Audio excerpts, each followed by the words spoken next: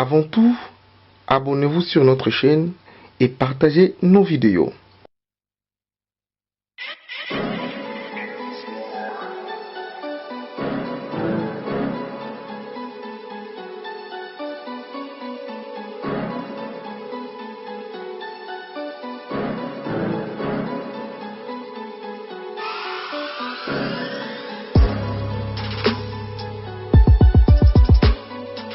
Profond besoin mis à travers la grande famille à diaspora, topanzani à travers le monde, à travers Ebélé quoi. Et c'est ngonanga koya mokolalelo encore une fois na katia télé de la résistance aux ali pesa ma solo télévision na kosenga ba ko s'abonner massivement na si merci na bato non so ba ko s'abonner déjà nous sommes à presque 340 abonnés et ça confiance au beaucoup pesa biso malgré les conditions de travail ça ko permettre était tous à la moi comment dirais-je tous à la moi mais sinon on fait l'essentiel sinon lelo pourquoi tu es na après-midi à lelo dimanche tu es pour la suite il y a affaire et tellement motakalisation il y a pasteur Mukuna est-ce que pour na biso ba auto croire na une vraie résistance ezali à solo que eza nko pona makamba lupango o bazali ko lela ngo soki jeune fille na kufaki ona moni Denise de social publié à l'obi que non eza dossier à lupango Mukuna voulait sortir avec la fille avait refusé et puis comité a kangé ba image wana ou soit tu comprends comment eza affaire il y a combat politique oza nango pour la résistance oza ko bundela mikolo yo to koyeba te auti koleka na ba émission moi ebele ya suka uti koleka na boso na politique et sika wapi a Betty Jean-Marie Bakao à faire expliquer comment est-ce que FCC a faire souffrir Mboka Pelilo FCC a continuer à rendre malade population congolaise ainsi que Koko Isamboka par terre pour na ba intérêt personnel ya bato moko boy oyo to ko benga bango lokola bato bauta mais kasi na kosenga avant de continuer na kozwa d'abord son oya pasteur moko na uti ko répliquer parce que to ko baté a ko préparer activité moko ya monene lobby dimanche à kozala na boso na politique pour na ko signifier mais kozala malamu soki pasteur moko na si à la kisibiso sens ya humilité et puis vous allez monter sur la question vous allez passer voilà na kosenga to landango oui papa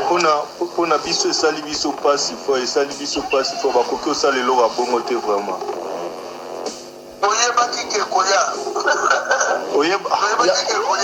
yango na émission en plein débat ya bande ko seka po ayeba ki bosa borosala obongo c'est la logique que mais continuons final c'est pas pour que les gens mais na yoka ka ero lo baike na yebi ke bo montango boko montango na yoka kindo banda lo babongo papa pona ko boma image pour les cas osa émission mon spécial pona ko boma excusez pona ko boma image soko vandi ba considérer ngo loko ya solo papa ngai lobi tozana émission pour solo okolanga ya monde entier wa tozo zelango vraiment tozo zelango age moi même anjimulu écoute tu banakati mais au important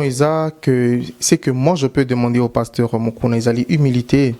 azola na comportement te ya Moïse Mbie bakangi na makambo ya Eliane malgré zalaki bon on ne sait pas s'il avait raison ou tort ou il était innocent pas mais au même Michel Bakenda il a été très simple humble to senga pe na même idéologie ona pote ba image les gens ba image moko eza monté ceux qui disent que ça ba image montée s'il vous plaît pour la image ezala montée il faut image moko il y a avant montage ezala ça dit ceux qui image ezali monter ça dit ezala ba image qu'il bosso mais en vrai ezala ba image montée le vieux s'il a fait ou s'il n'a pas fait ça n'engage que lui moi étant que résistant je dis ceci tout ça la phase oyo lelo so ki biso to bundana contre système politique ya Kabili et de voir quelqu'un comme Mukuna na ba ora wazanango abanda ko taper na champ de combat wana abimisa ba vérité c'est possible de ba monter les ba kuno so monter wana mais aux importants animi batna ko mona bato ba ko jubiler na ba non ba ko seka pasteur Mukuna mais c'est un homme de Dieu oui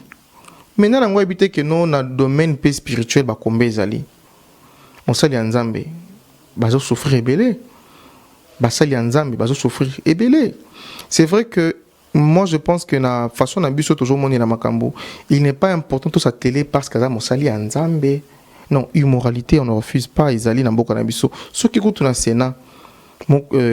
tambo mwa bazo bana maman goya que alingaki bakutana na ba mela champagne soki boye na boye bacheuse ekoti na intelligence na biso makasi o eza motu ya to sa télé te na automoni personne ko motu ta ko la juge ya motu nyonso aza juge veut dire à cause la ye moko devant juge na dernier jour na ye o eza motu eza que tozali choquer biso bana na nzambe oui mais tozana mokili o tozala choquer car toujours parce que mokili o eza biso te ya pas ça mangeno bae bazali kotambola na kombo na sumasia mokilo ya biso te o mokili za biso te biso bana na nzambe bozala choquer na obo monité o eza motu ya motu na kwa na yo bongisa nzela na ya lola ndenge nzamba ko bengela yo kendele. C'est vrai o ekomeli mukuna ezali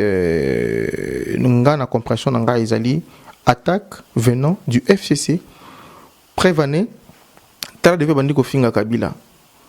comment azaki attaquer mamba lupango wana nani ya eska siège asekezali et ko komana kamba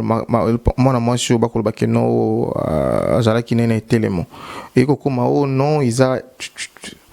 on n'est pas dans tout ça. Oh c'est important pour le moment. Qu'est-ce que nous pouvons retenir dans la classe politique na biso ce qui moto télémé pour qu'il défendre ba cause moko noble ya Congo liboso na union soit ezali ba o ba kwa na résistance partout dans le monde ezali pasi bon na commanding terrain ezali mobulu a na kati toza ko se promener nous-mêmes et des attaques au salema lelo parce que bomoni muku na poza pasteur bon ce que bomoni siko Julio lo lo banini oh non Julio yo mto rapino zo pesa ozolo mawe soki bat balingeli obulu moto babomaka ye ayebaka te ke bakoboma ye lobi mais mutu oyo ayaka pa boma mutu nde bakeno mutu na ki pona boma ye. Alors les coups a été bien préparé, a été bien mijoté avant ba élection ba service nyonso ya FCC bozana derrière FCC ils ont fait des moyens de pression et pas ba pasteur ebelé parce que batu baba ki na bango déjà kabili pour que batu bakota na kati ambiance na bango. Malheureusement pour certains soko boyi ba ju ba lokimo na mwasi batindi ba pesi misolo yo moni que no petite mozo petite wana penza azo ela o sexy alatia lembisi nzoto tango yo moni bongo yo pe koto mafuta imati et tango komata bilengangeli et par la suite alors que ça coup monté coupe ils a piège mais moi je ne suis pas na train wana. L'acte posé par l'homme de Dieu étant que homme de Dieu est immoral est malamuté là je suis d'accord. Mais tant que mutu nani yango ndenga zawana atala film porno te na bato nyonso bako commenter na Facebook na komona wana nana ngo atala film porno te atomboli sapi bato botana ba film porno na baza ba ndeko na bino bakoko na bino je ne condamne pas mutu na lingi te tout monde ngolo kola c'est scandale parce que c'est un homme de Dieu oui babimisi ngo na poisson ezali ko batama oui on connaît maintenant qui est en face de nous OK pas de problème mais tout ça télé na babloko na pesi ya boketu ya wa yambo raison congolais nga mona ka mutakala to ça la ba émission pour to réveiller ba ton conscience o mamba mboka o boro stala ba vitala ba fimoke mais tala mamba moku na yambale presque mokili mobimba c'est la honte soni pona yo soni pona nga soni pona biso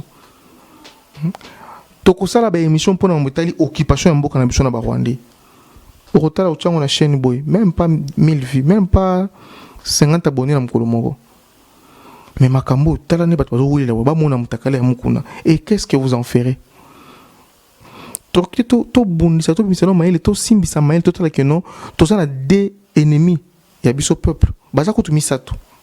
ennemi ya liboso ce sont nos musiciens to ça na bango ya mibale ba pasteur to za na bango ya misato ba politicien trois bato wana bazo nyoko la population de bango wana pesa na bato bazo bonga na vie koleka bato nyonso na mokili ko na Congo lelo ces trois personnes là politiciens musiciens na ba pasteur. Il est maintenant grand temps to za la RTT na ba sensibilité makambo ko koma mais par contre to armer notre conscience et notre force pour que tu ba ko bundana na ba réalité nous soit connaître na mboka na biso. na bandi tokomi na suka ya mo intervention oyo ya pesa masolo télévision na pesi merci mingi na bande konyo so bauti kolanda biso na kosenga bo ba ko s'abonner massivement na pesa masolo télévision bande ko vous allez belé choqué peut-être na ndenge na lo beleli na sengi bolimbisi mais to ebate libanga ezui chaku ndeke jamais sengeli oseka yo oza ko sanglorifier que no moni motacle ya mukuna oza mobali lokola mukuna oza mwasi lokola mwana mwasi wana na kosenga keno epesa yo objet ya koseka te par contre otala yo moko peta mboli na yo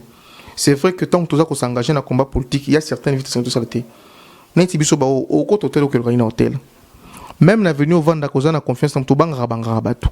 parce que tu ne sais pas qui a ko soulever pour que ça ko sala mabe. C'est ça la politique, on accepte le jeu et on est vraiment aguerri. Hein, tout ça penda aguerri. Ba ko sala biso ba kana ya ko humilier biso. Et ça normal, les gens makamba bitumba. L'essentiel ne Congo et ba ko gagner combat oyo la population naé. Par contre, to ba ko limbisa mukuna. Sokina no yazu ko senga pardon, te moi je préfère déjà ko avancer ngo na sengele bolimbisi. Bolimbisa ye pas étant que pasteur mais tant que résistant. Makambo za koloba contre système baronné na mboka na biso. Là moi je suis d'accord. Mais le reste tout ce qui est ba charge naé. Celui qui sème balbani le français ceux qui sème na qui mentionne les français mort mystique. Hein? Popol. C'est français ça passe.